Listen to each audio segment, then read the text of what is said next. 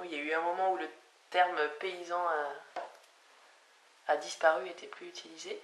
Ouais. Et après, il y a eu une reconstruction. Donc il y a eu un retour de l'appellation de paysan qui s'est faite pour une catégorie des agriculteurs,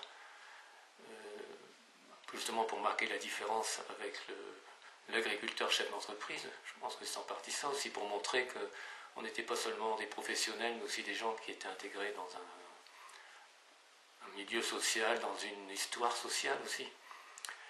Et donc ça, c'était plutôt dans les années 70, fin des années 60-70. À partir des années 80, ce qui s'est passé dans les années 80, c'est le retour de la société civile qui s'était séparée de l'agriculture, hein, dans les débats agricoles justement.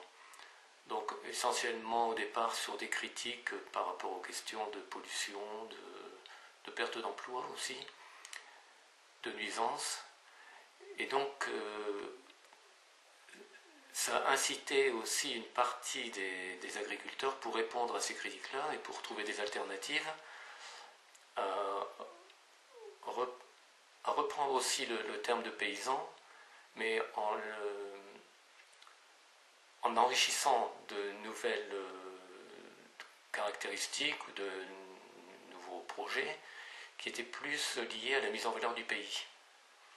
C'est-à-dire que dans ce cas-là, le terme paysan non seulement fait référence à l'histoire sociale, mais fait aussi référence au fait que c'est quelqu'un qui est un acteur du pays, donc qui s'occupe de l'environnement, qui ne s'occupe pas seulement de sa ferme, mais qui se préoccupe de son environnement social, par exemple par la vente directe, par les fermes ouvertes, enfin, le fait d'expliquer son travail aussi, de montrer que ce qu'est le travail de la terre, ce qu'est le travail auprès des animaux, mais aussi et puis l'environnement naturel qui est le respect du cadre du paysage.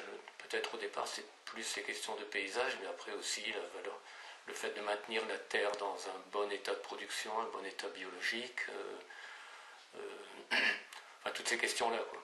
Donc à ce moment-là, le fait de s'appeler paysan, ça recouvrait un peu cette nouvelle façon d'aborder le métier. Donc là, on est quand même toujours dans une conception du métier, plus que d'un état, on ne revient pas en arrière, c'est bien une nouvelle conception de la façon d'envisager son métier et aussi la façon dont on est inséré dans un ensemble social.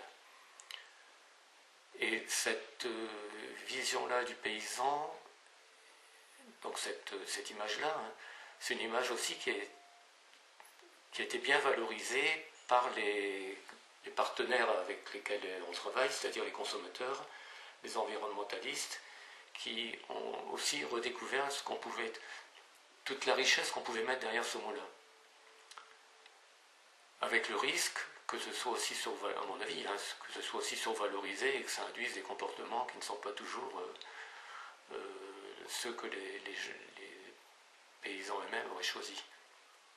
Est-ce que tu peux en dire plus sur ce risque-là? Comment? Ce risque-là, qu'est-ce que c'est? C'est le risque que pour obtenir cette reconnaissance sociale, dans ce cas-là, le paysan qui se considère comme un acteur de son environnement, un acteur positif sur l'environnement social et l'environnement naturel, bénéficie d'une nouvelle reconnaissance sociale. D'un côté, il y a tout le poids des critiques de pollueurs, avec les pesticides, avec tout ça, et de destruction du paysage. Et là, on est dans une autre démarche qui, au contraire, nous donne une reconnaissance sociale. Le problème, c'est que le risque, c'est d'aller plus loin, de toujours rechercher la reconnaissance sociale. Et là, le risque, c'est de perdre son autonomie propre et d'adapter son comportement au retour que vont nous faire les consommateurs, les gens de la société autour de nous, quoi. Qui ne correspond pas forcément aux meilleures conditions de vie qu'on aurait voulu avoir. Enfin, c'est un risque, à mon avis. Hein. Mmh. C'est un risque de vouloir coller à une image. Ouais. Qui serait encore définie par d'autres. Alors c'est pas vraiment le cas, ce serait caricatural de dire ça actuellement, puisque les nouveaux paysans, ce qu'on appelle les nouveaux paysans, ont largement contribué à construire cette image eux-mêmes, à la différence de ce que je disais par rapport à la fin du 19e siècle, où là c'était carrément des gens d'extérieur, enfin en tout cas des gens dominants qui construisaient l'image. Mais le risque est toujours là quand on est en quête de reconnaissance sociale, de se conformer à l'image que d'autres gens nous renvoient, pour bénéficier de cette reconnaissance. D'où l'intérêt d'y porter une attention particulière, à mon avis. Bon. Je sais pas. Qu'est-ce qu'il faut dire d'autre?